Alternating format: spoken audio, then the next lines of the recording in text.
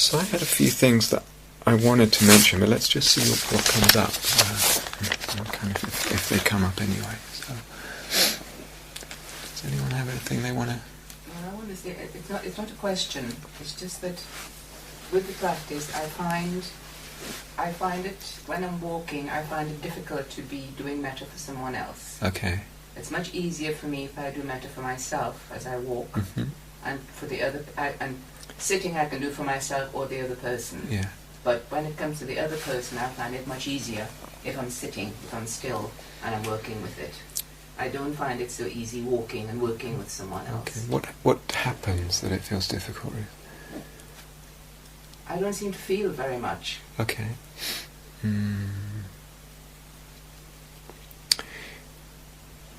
Is it to do with... It could be to do with the way that one's paying, including the attention to the body. In other words, it might be... That's what I try to do. I try to include attention to the body at the same time. Yeah. But like right now, so we're looking at each other, and there's a sense with your eyes open of, for instance, you could offer me metta, I could offer you metta, right? I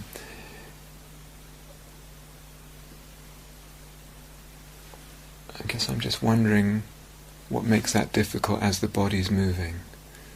If there's a sense of, as I'm looking at you, and I think, may Ruth be well, it's actually that there's a sense of the whole visual field and you there in the visual field, and that can kind of stay while we're walking. That can, you understand, that can be the frame of what's going on. So, do you have a visual imagination? It's very visual. Very visual, okay. So if you were to walk between 2 points and imagine someone at the other end, it may be a sense of having that whole visual field as your kind of field of metta. If that makes sense. Yeah, explain that a bit more. Okay. Well, as you're looking at me now, do you can see the whole visual field, and you can kind of single me out if you want, and yes, and I'm seeing everyone yeah, else. good, right. So but there's a sense of that whole visual field. Yeah. Now, what if you just stood up right now? Do you want to? Yeah. Yeah. And is it still there? Yes. Yeah. Okay. I mean, just curious. Let's see.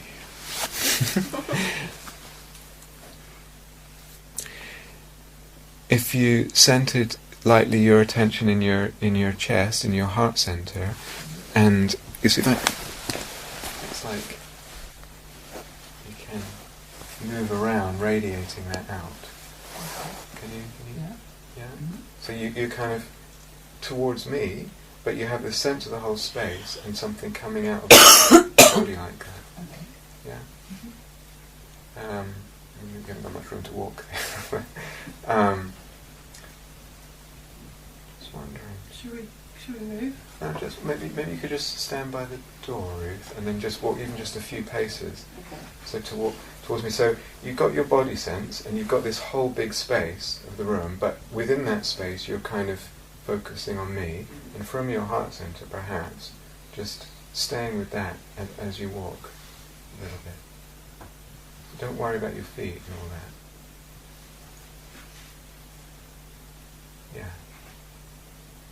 How's that? How was that?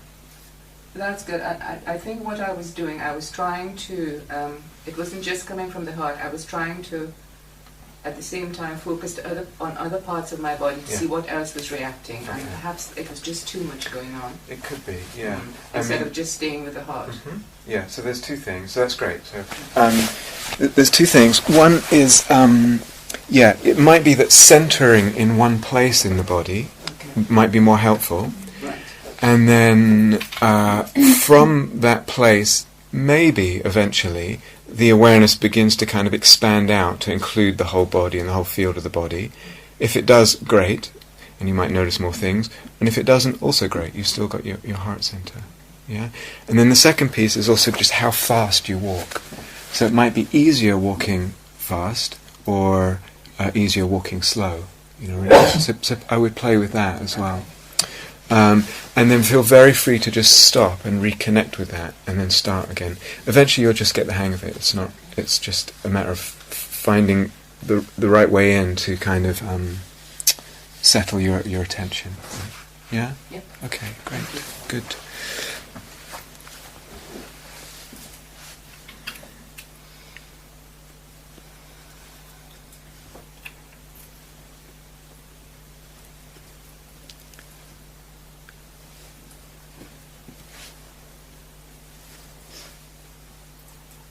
Yeah, I can relate to what Ruth is saying. Yeah. The way I address it is that I stop at the end, and when I arrive at the position where I'm not moving, I'm standing there and doing the metta for the friend and that works for me much better than when I walk. I just focus on the walking, because I've done so many walking meditations, not doing the metta at the same time. It's a bit too much like... Yes, sure.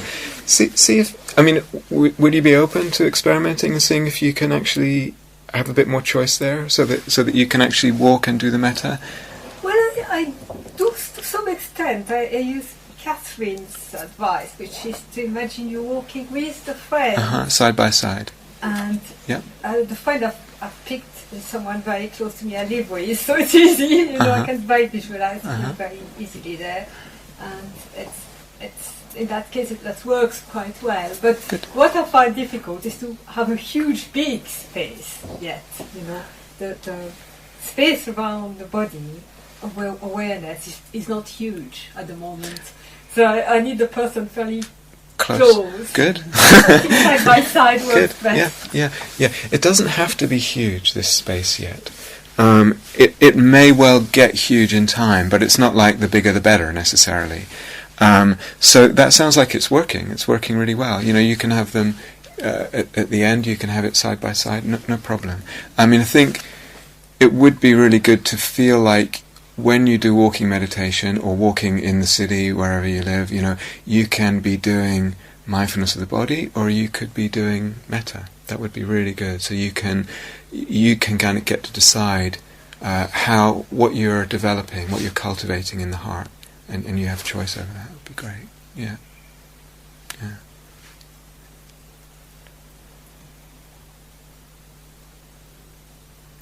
I ask why you might choose one from another?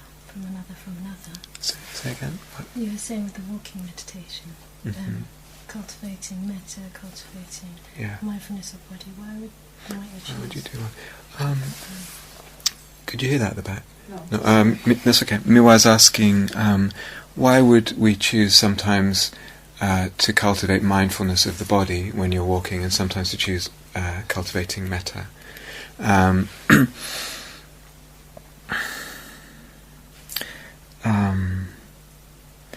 guess they just work in different ways. So when we're doing the metta practice, we're actually working directly on the heart to open the heart, to soften the heart. What we're really doing is actually what we're really doing with the metta is transforming the kind of groove of where the mind and the heart sits. So we're moving it to a place of more loving kindness, so that intentions of loving kindness are more common in the mind stream, and that's the principal thing that we're doing when we do that. When we do mindfulness of the body, well, there's all kinds of things that can happen in mindfulness of the body, but it's a kind of grounding practice, and you might notice different things. So you're kind of setting yourself up for different directions there. I'm not sure if that answers. No, not quite. Okay. Can you say a bit more? Are you? I think it's a longer question. Oh well, go ahead. I don't know if everyone's interested, but it's just about all the different kinds of practices. Yeah. And where they lead to, but I think you should probably read a book. Well, let's see what we can do. There's lots of different practices. There's lots and lots of different practices.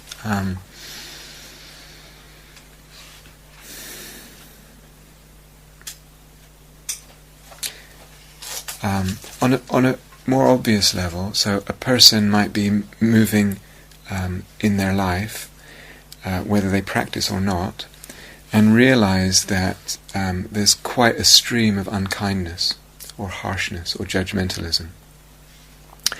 And you could say just practice mindfulness and just watching, and I just begin to notice that, and that will have an effect in letting go of some of that. But probably to deliberately practice the metta will be, a kind of extra powerful. You're really addressing that head on, the judgmentalism. Eventually, all practices come together.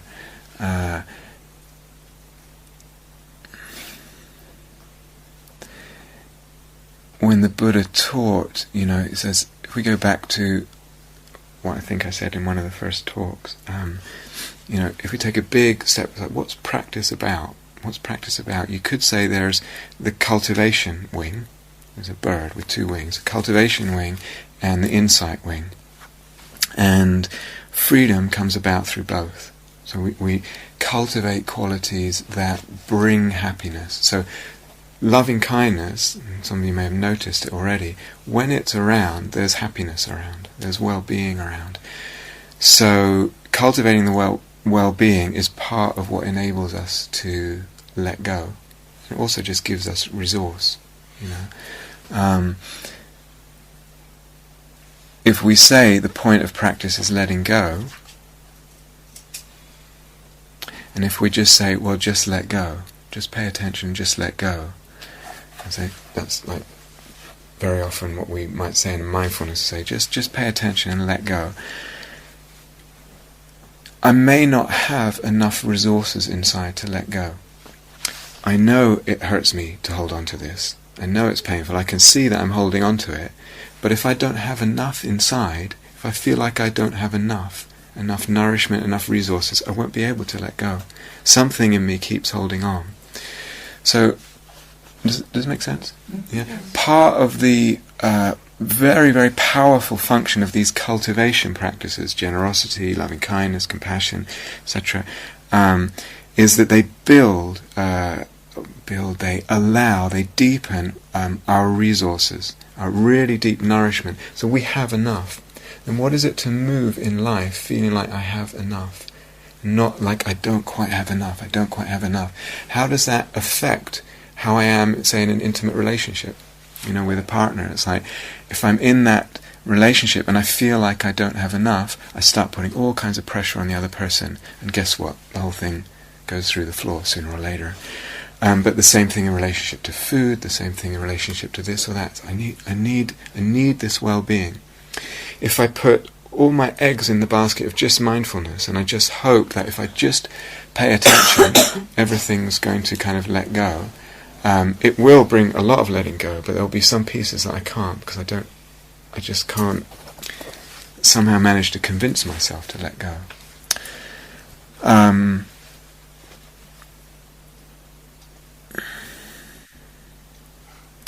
feel like I could talk a lot about this, but I'm not sure when to stop.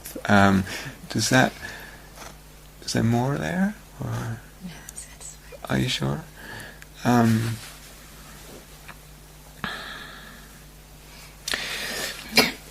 will say a little bit more. Cultivation and insight. Mindfulness is in the service of insight. So we start paying attention, and then sometimes just sitting there, and as you know from your practice in the past, and just sitting there, just being mindful, just walking, just being mindful, or at home or in the street, just being mindful, and we start to notice more. And sometimes that noticing, insight arises. We understand something and we're able to let go. These cultivation practices, building happiness, they also build stillness and clarity. In other words, a happy mind is also a clearer mind and a stiller mind, and able to see more deeply. So not only does it let go more easy, but it sees more clearly and more deeply. Later in this retreat, when we start doing more of the emptiness practices, I'll repeat this later, but there's there's other ways to get insight. In other words, we could be kind of just simply mindful and let insight arise, or you can deliberately play with the way you're looking at things or what you're cultivating, and out of that insight arises. And sometimes also out of the metta practice, and some of you might have noticed this already, insight arises out of the metta.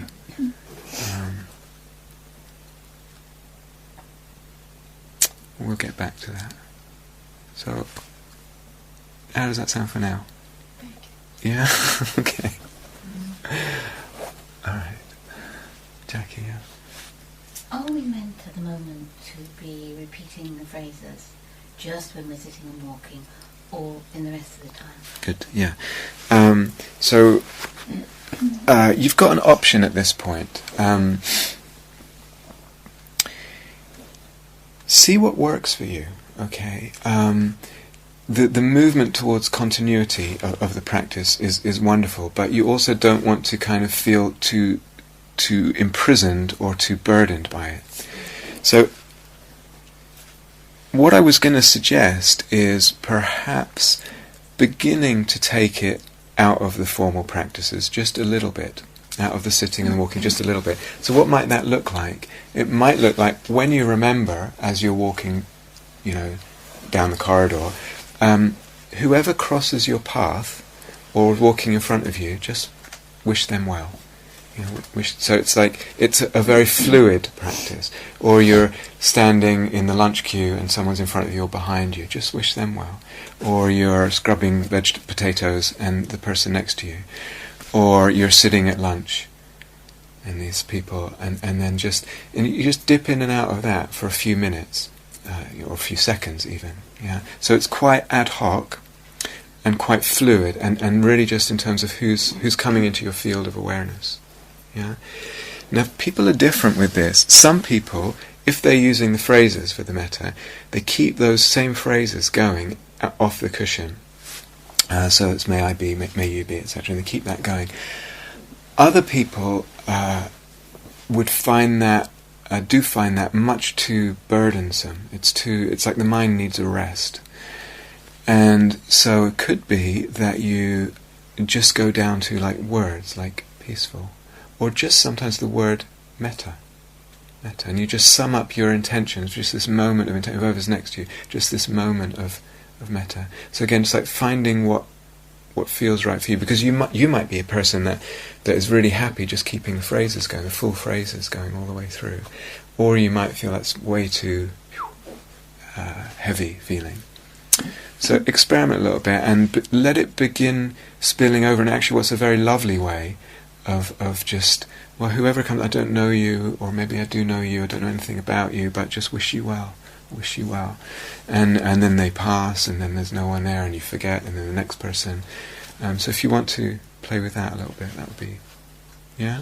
Okay. But see, now would be a good time to begin opening up to that a little bit, I think, after a couple of days. But see what feels right. If it begins to feel heavy and pressured, let it go, or just do it much less. But it's interesting, because sometimes we can feel like, oh, that would be so much work. But actually, I remember I can't remember, maybe a 2-year period or something. All I did was metta. It wasn't a retreat. I was living when I lived in the States, and I noticed at some point I tried to keep it going all day. So going to work and in the street and in the shower and everything. And I began to notice at a certain point, it's actually much more restful to be doing the metta than it is, all this junk going through the head. And it's like. And we think, well, what about my freedom to think and my creativity and da-da-da-da-da. But actually, as I noticed, most of the thoughts that went through the mind, it's like I'd had them 1,000 times before. It wasn't particularly anything new. And actually it was a very, very, once finding ways to get into that rhythm, it was a really lovely, very spacious feeling. And kind of, unfortunately, what the Buddha would call the untrained heart and mind will eventually snake into trouble. It will find trouble for itself. Do you understand? If I'm not what the Buddha calls guarding the mind, it just sooner or later it goes off, this fantasy, this daydream, and next thing I know, I'm creating some trouble for myself. Do you guys know what I mean by that? So it might feel like, oh God, no, I don't want to do that. That's too pressured, or I don't want to put pressure on myself. Actually, we're really taking care of ourselves. It's just like, just settle down in this, and it's, oh, that's nice, So there's a little bit of inertia to want to kind of let it fill the day more, but actually, that's really, it's a haven. It's a haven to be in the simplicity of it. It's what, as Catherine was saying, was it this morning? It's like Brahma Vihara means a divine dwelling or abode or place to hang out. It's like, this is a good place to hang out, rather than all the knots and the complications and the, contortions we so often get in when we're not paying attention to where the mind is. Yeah? Hannah, please. It's about the field of awareness, this bubble. The bubble, yeah. I can have a sense of a held field quite close by. And then I'm doing metta and I can feel that gets filled up. But as it expands, it's like, I'm wondering what the purpose of having it as a held, contained space. More small. Well, not even just the size of it, but having a boundary to it. Mm-hmm. Because I feel like sometimes, I don't know if this is something for me to work through, but that there's tension in that. Mm. Whereas if I just let it go, actually everything's much more easeful. Mm. But perhaps the awareness isn't quite so focused of exactly where it is or exactly what's happening. I'm just wondering if that's something to work with or allow. Or when you say the awareness isn't so focused, what do you mean by the awareness? The metta feeling, or what's not so focused there? It feels like my attention then goes out very far, but only in specific trajectories, rather than uniformly throughout the whole thing. Okay. So I can go right up there, but I'm forgetting about this bit. Okay, yeah. And what's in that space then? What's in the big space? What does it feel like? You mean the whole space or the held space? The whole space, the big space. It's just everything. Okay. Not anything particular, it's just... Does it feel existence, infinity, space, that kind of thing. Would you say it has metta in it? Does it feel like it has metta in it? Sometimes it's very, very palpable that it is metta, and sometimes I just kind of like the openness of it. Yeah. Okay. Okay, great. It feels nice to have the boundary relaxed. Yeah. But I'm also aware that then the metta that I've built up in the bubble isn't so focused on me or so kind of concentrated. Okay.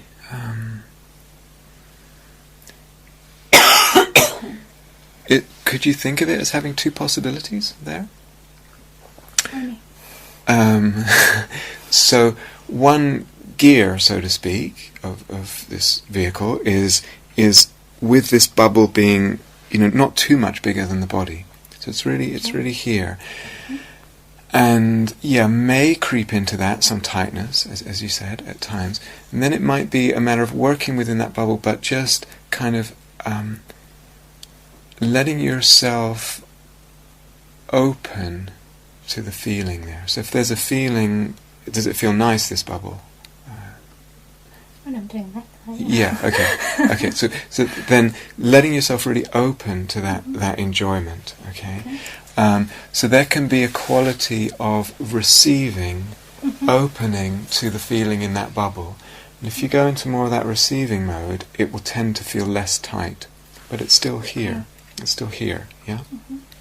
So there's a sense of bathing, sunbathing, metaphorically leaning back in this metta and kind of just soaking it up, and it's not quite so tight and pressured. Yeah.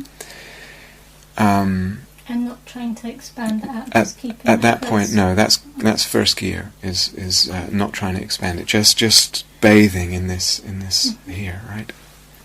And just doing everything you can to enjoy that and let yourself bathe in it. Yeah.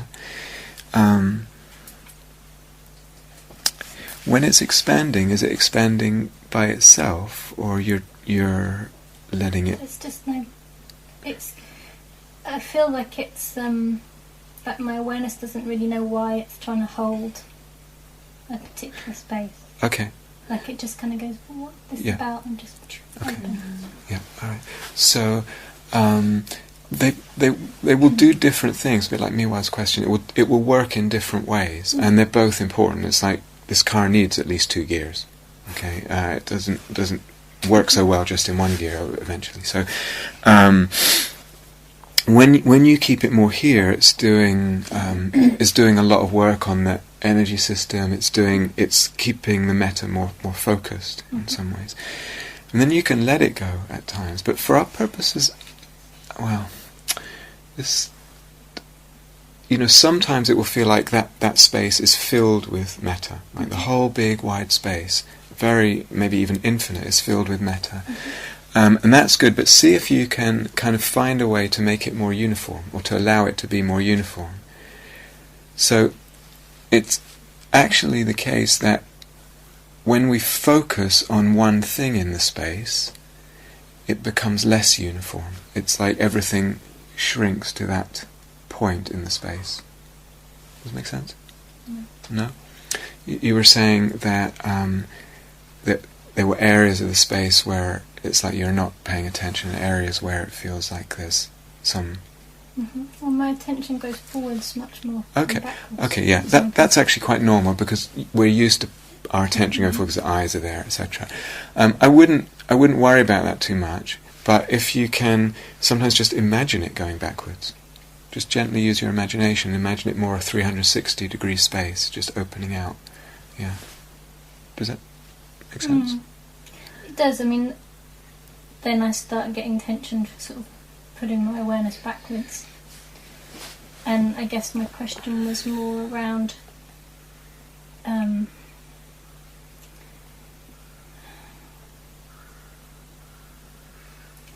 is there a purpose in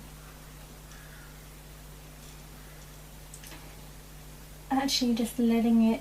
I mean, I guess what you're saying sounds like when I have it as a held field, it's more about me receiving and feeling it.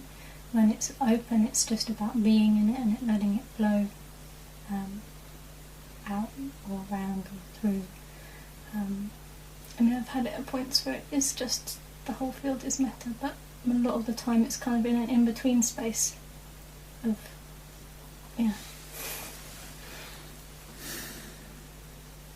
What's the question there? I think the question is there, what is the best place to work? Like, is it best to work with this bubble that you're saying that you've been guiding us to, or with the sense of the openness? I would say both. So there's two gears. So you've got first gear and you've got another gear which is much, much more open. Most people will find with a lot of metta practice that it naturally will open up to a kind of infinite space. And it will naturally, the quality of the metta will feel different in that space than it does in the... but even that big infinite space can have different qualities of metta in it. So sometimes, and this applies even when the bubble is small, like we were saying, sometimes it feels warm, sometimes it feels very tender, sometimes it feels very bubbly, sometimes it's very bright. Sometimes it's just more spacious and really still, but it's still got like it's a more subtle flavour of metta, and sometimes it's very warm and very kind of passionate, all of that's good. I would just explore these different spaces for now. and just for now, notice how they're different, and include them both. Okay. Yeah. Okay. Going on from that, Rob. Yeah. You said that the metta in the bubble feels different from, At different times. Yeah. And because I've been doing kind of using one word rather than a phrase. Okay. And then checking back in to what the envelope feels like. Good.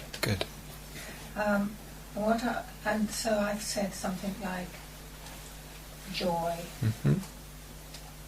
And before I this was doing it to a friend, so I'd send the joy. I just check. Yeah.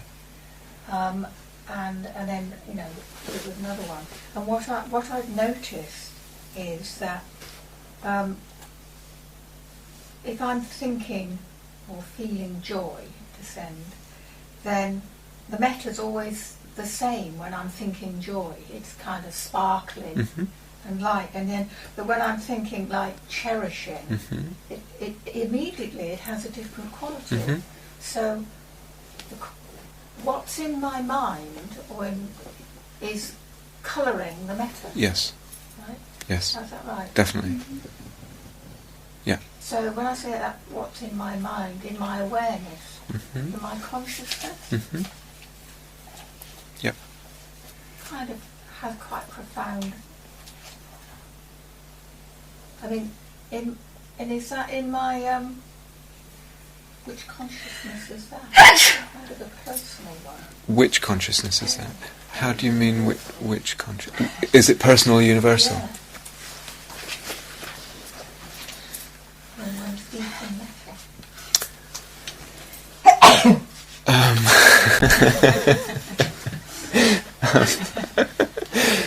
That was universal consciousness sneezing transmission.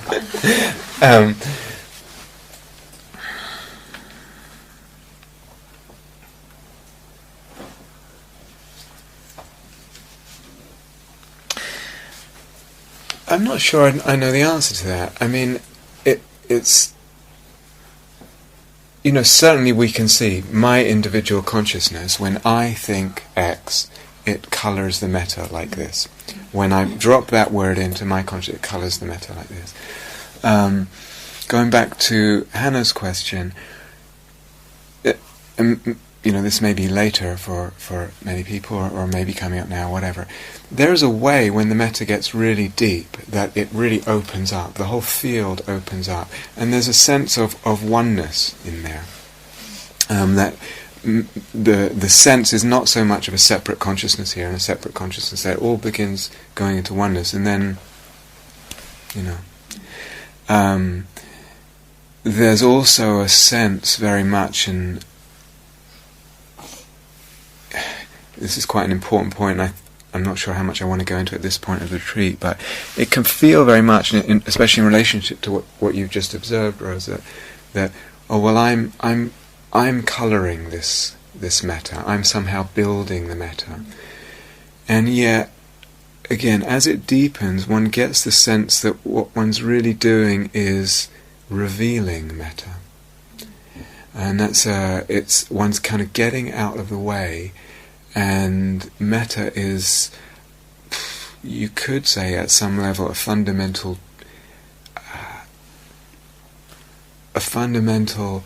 aspect of reality that pervades the universe. You could say love pervades the universe, and within that it has different shades and qualities, etc. That's that's as true as saying something in my brain makes a neural connection and this makes it different. And they're both equally valid truths. And so, it's like both, if you want. I think practically there's two things. One is in terms of understanding, and one is in terms of practice. In terms of practice, what's really important is your observation, and several people have noticed this, and I mentioned it in the instructions at some point. I say different phrases and different words, And because of this openness to the energy body and the sensitivity, I feel the different resonances, and I can really ride those waves, and they feel differently. And if I want to hang out in one, I can do that. And just kind of, well, I like the feeling of when I say joy, maybe not, certainly not every time, but sometimes when I say the word joy in the metta, and it goes, there's a little or a lot or something, a little bit of a something, and I can hang out in that and let it build and kind of get into that, let it pervade, maybe just kind of ride that for a while, then it maybe settles. So practically speaking, we are, as I say, surfing these waves and being very responsive. It's a very malleable energy. It's like, and we're really learning to kind of coax it and surf those waves. Yeah, practically speaking. Yeah. And like I said, feeling cannot be there all the time. It cannot be there all the time. But as I was saying, was it yesterday in the instructions? It's like if I put too much pressure and demand, it's like I won't notice some of these more subtle resonances. But if I'm not so much pressure, and I just let myself be open and sensitive, I actually acknowledge there are these resonances. They might be unremarkable, no problem. We're not kind of intensity junkies here. That's not what it's about. The more intense, the better. It's just it's actually more about sensitivity and picking up what's there and just going with that and slowly kind of cultivating something through that. So that's the practical side. The other side has to do with insight and has to do with emptiness. That what we perceive is dependent on what's in the mind. In other words, the mind colours what we perceive. And we may or may not get more into that as the retreat goes on. But that again, going back to Miwa's question, that again is it's probably the most profound blessing of metta practice. And I'm not even sure how much we're going to get into on this retreat, but it has to do with when I engage in cultivation practices, the mind starts moving in a greater range of mind states than it does if it's just left alone. In other words, sometimes when the metta starts working well, you start going into places of calmness or openness or softness that you wouldn't otherwise have gone to. The range has expanded. As the range expands, the perception changes. So you understand that the mind is different, the consciousness is different, and I start to see everything differently. The body feels different, the body sense is different, the self sense is different, the world sense, the front lawn is different. What is it to go out on the front lawn? And you're grumbling and you look around and what is it to go out there when the metta is really, it's different. You're out in a deva realm. You're out in a which is real? What's the real front lawn? So this actually, this is the most profound. If I can approach it with my intelligence and want the insight out of it, that's actually the most profound blessing of these cultivation practices. I start to see something about the malleability and what we call the emptiness of perception. And it comes because my range of mind state has grown. Yeah. So we may or may not get more into that, but there's a lot in what you're saying. Yeah.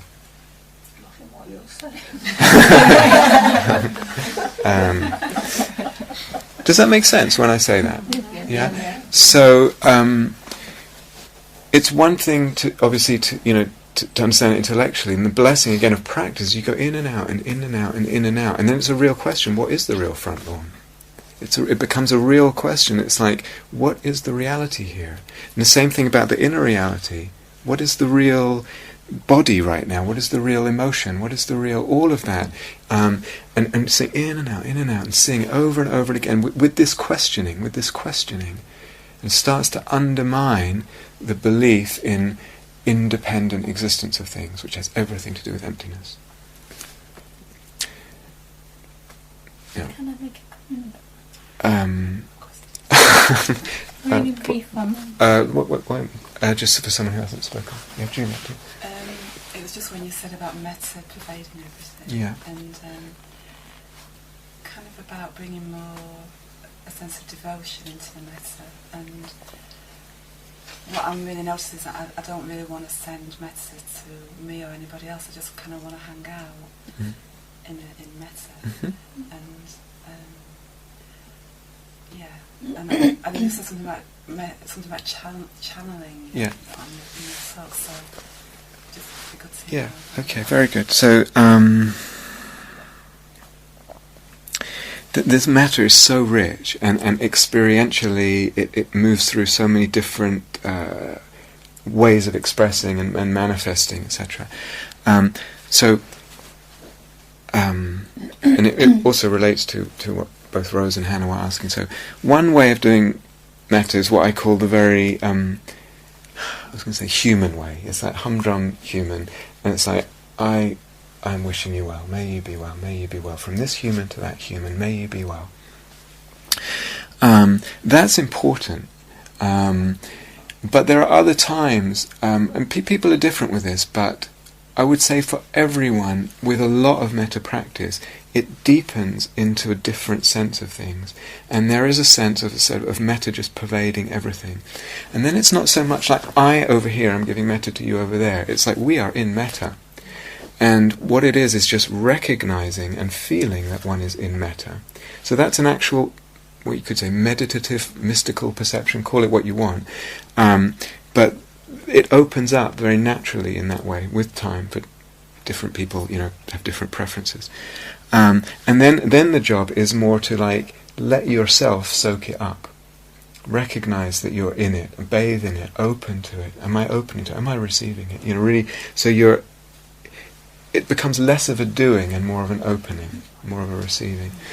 But then if you're thinking about metta to someone else, it's also like realizing that they're in it and they're soaking it up. You understand?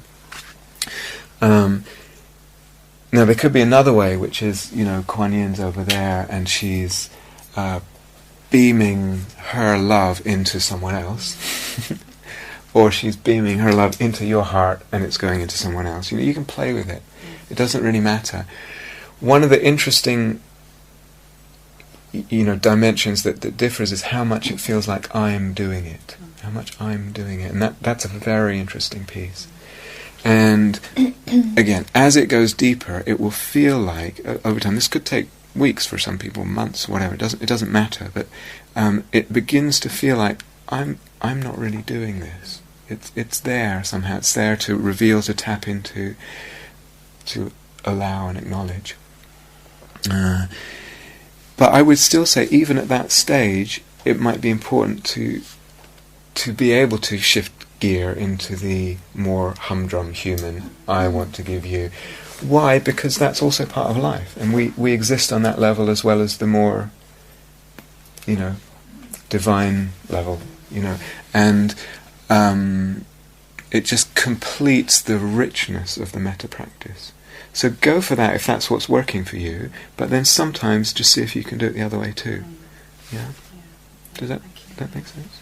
Yeah, and I think that's a good idea, because they often feel very separate. Yeah. Yeah.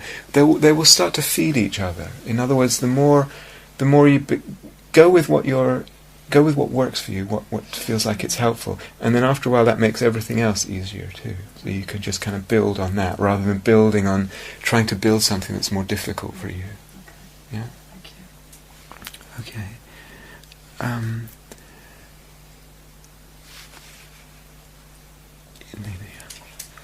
The first time I went on a metta sort of retreat and was practicing metta, it very much reminded me of, I was doing an energy healing course prior to that, yeah. And it very much reminded me of distant healing that we used to practice together in a group. And I guess the question I have is, I just wonder whether, obviously our thoughts, our loving intentions, whether that sort of affects the person we're sending it to, really. I guess I've always wondered that. Yeah, so. Yeah. I wonder that too. Apparently there have been some studies that show some effect of prayer and that kind of thing. And I don't know exactly what they were, but they showed some definitely positive effect of that. I would say, though, that though that might be the case, and it can definitely be the case, there are certainly limits on that. That's where the equanimity also comes in, because there are limits to the effect of our love on other beings. You can love someone, but they're still choosing what's maybe not so good for them, etc. But more importantly, the primary thing that we're doing here is working on our own heart. And when I do the metta, Miwa's question, when I do the metta, I'm transforming the habits of intentions of my heart. So we may not typically think of the heart as a sort of a collection of habits of intention. It's not very kind of cuddly sounding, but in a way that's what it is. You know, we have habits of seeing things a certain way, intending a certain way. You know, oftentimes, unfortunately, the habits are not so much towards kindness. Kindness brings happiness. Kindness brings well-being. Kindness opens the heart and the consciousness. It softens things. It does all kinds of good stuff. So the groove of the mind is usually not in that. The intentions, the habits of thought are usually not in that. So what we're doing is we're changing the habits slowly. You understand? Where there's one real level that we're reconditioning the heart and mind through metta practice. Does that make sense? Yeah. The more we do that, it begins to be that the groove of the mind is more habitually in kindness. That's where it hangs out more. That becomes more its natural home.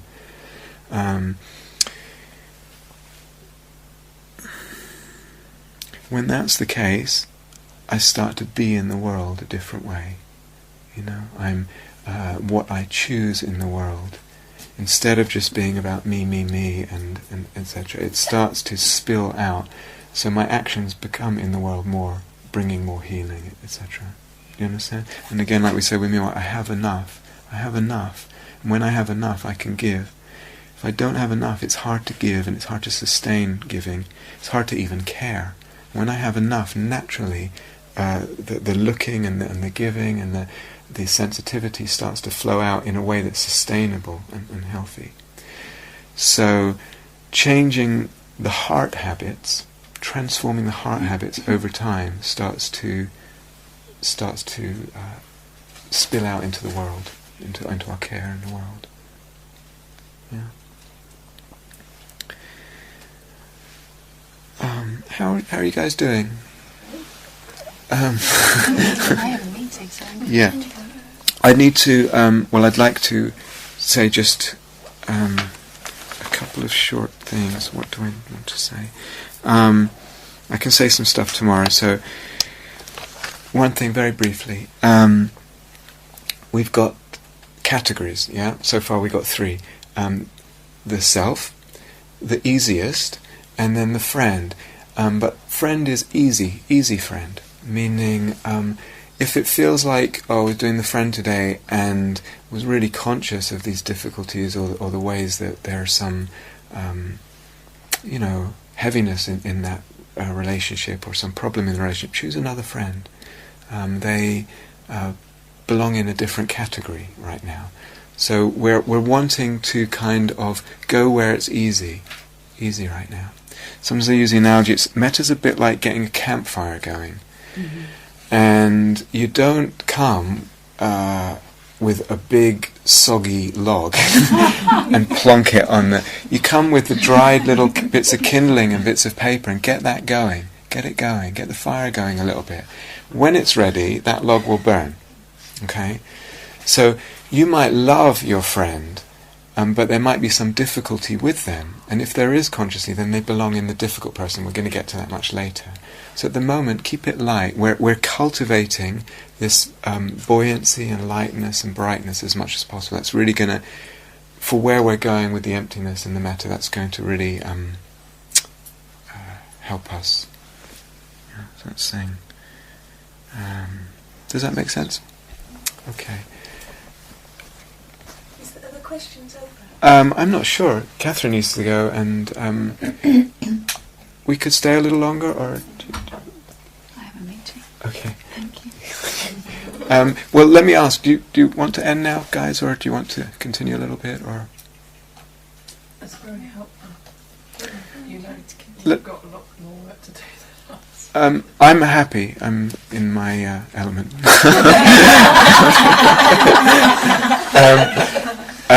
Why don't we set it a limit, though, so that we each have a little quiet time? We'll take another 10 minutes. How's that? Does that sound okay? Okay. See you later. So, yeah, please. Are you happy opening that window? Yeah, thanks.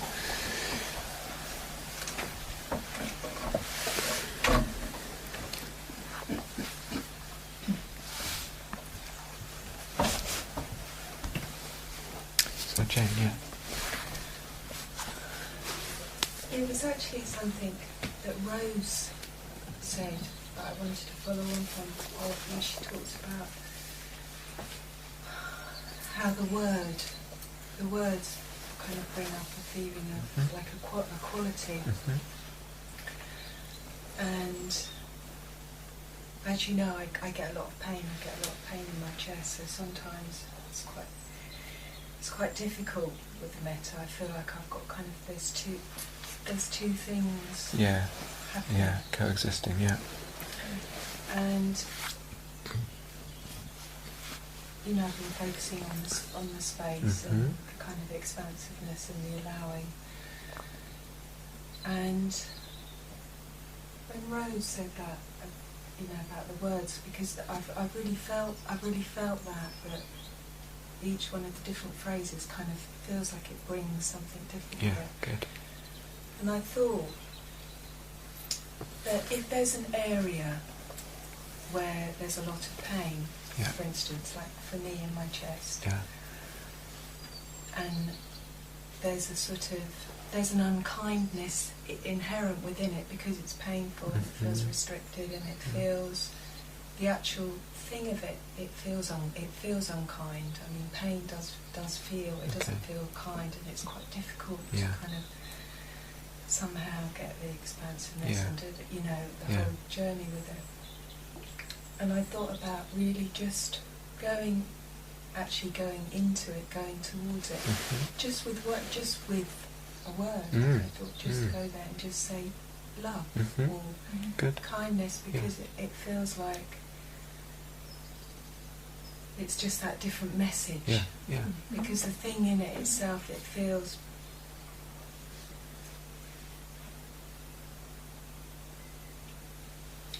it's difficult. Yeah, beautiful. What do you think about I that? think that's absolutely fantastic. Yeah. So,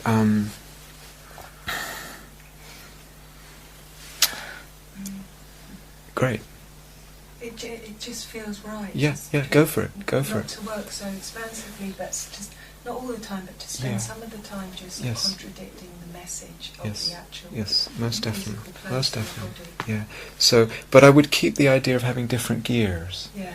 So, sometimes be more expansive, and it's like giving it lots of space, like we talked about when we met. It's like allowing, and sometimes putting a different thing in, putting a different response in, which is the word love or kindness or something. You're actually adding something different.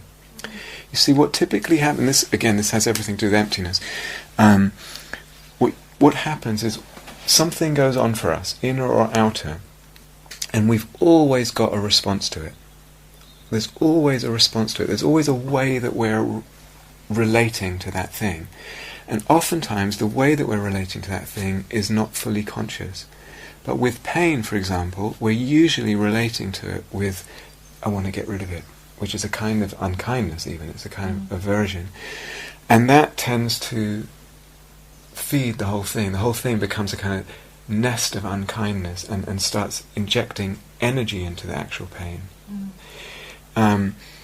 When you start kind of learning to, or developing ways of relating differently to what's going on, that means the whole mix of what's happening begins to be different, and so something different starts to unfold. And we can do that in lots of different ways. So when you're saying, like, going right there and putting the word love in, that's dropping something different into the water. Because maybe even not realizing it, what's there is some fighting it and some anger that it's there and all that. And that's there, and love is the opposite of that. I know that the fighting. Yeah, okay. And that's, it's like pouring gasoline on a fire. Yeah, basically. It's very difficult to just Of course. stop doing Yeah, that. but that's the habit. That's what we were saying with Nina. It's the habits of heart. Habits of heart. It's okay. You're talking about something very human. So don't imagine that it's only you with this. I think I'm with the Metta experts. You're talking. No, this is really, really important. This is really. You are talking, Jane, about a pattern that goes with the nature of consciousness. It's not even just human, actually. It goes with consciousness. When there's difficulty, there tends to be aversion. When there's difficulty, there tends to be aversion. That aversion is like pouring gasoline on the fire. And then I've got a whole other, it's like, we'll talk more about this maybe, but, and learning to actually not pour gasoline on the fire, but start to pour water on the fire. Really, really important. And then the whole, actually, it's not even that the gasoline and the fire are separate things. It's like the reaction to it and the thing itself are one thing. They're feeding each other. You understand? Yeah. So what you're doing is you're changing that whole. You're learning to not react in a way, and something different can come from that. So I would experiment with that most definitely.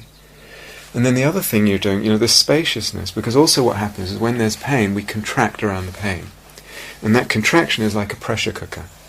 It heats it up more. It's like pouring gasoline on the fire. The consciousness, have you noticed this with physical pain or fear or something? Everything gets smaller. Yeah? That smallness is again, it's not something separate from the thing itself. It's part of the whole. It's part of the whole pattern. It's like one pattern. The pain and the smallness around it.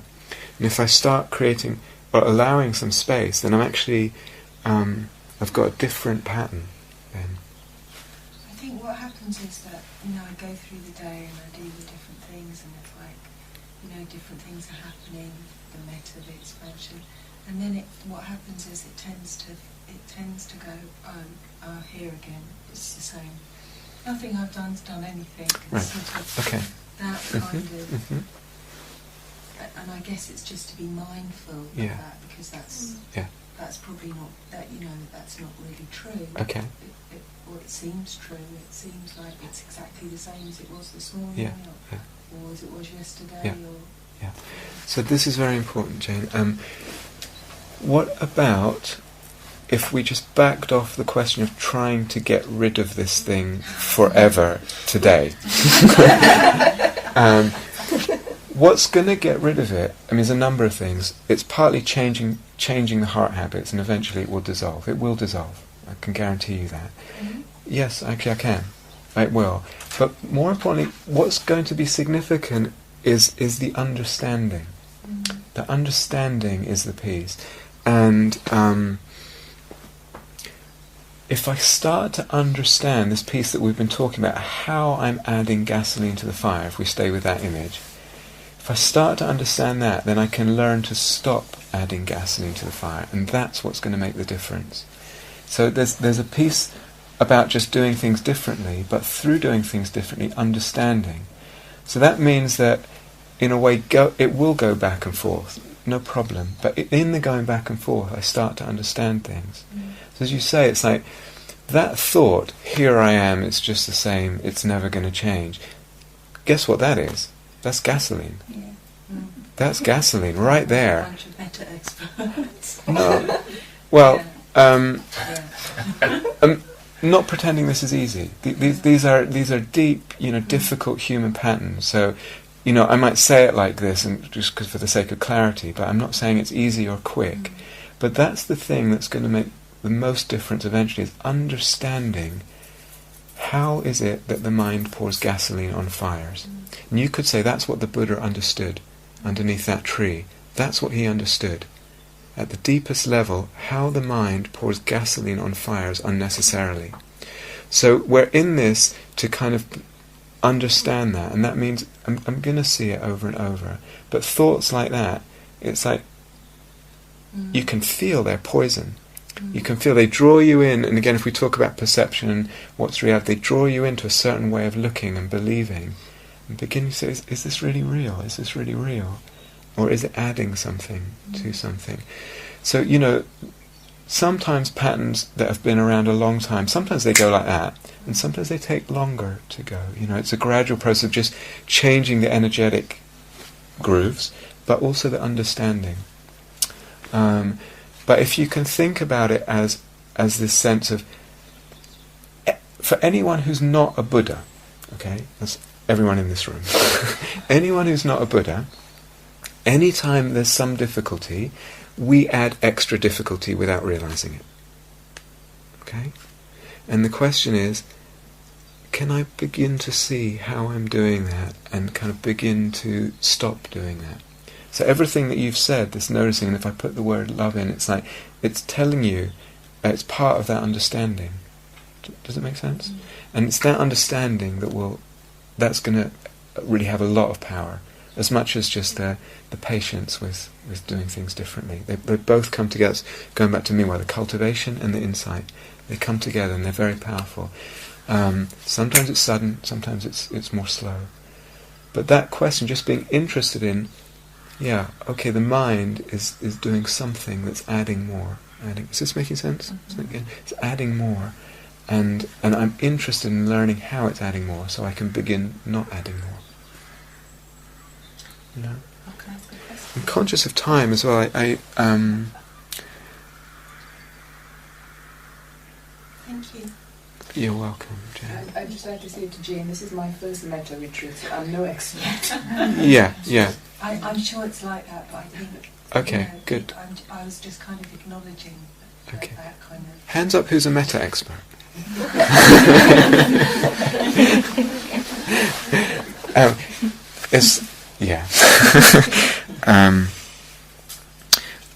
I think it's probably good to stop if that's okay. Just in terms of not containing it a little bit. Yeah. Does that feel okay? Yeah.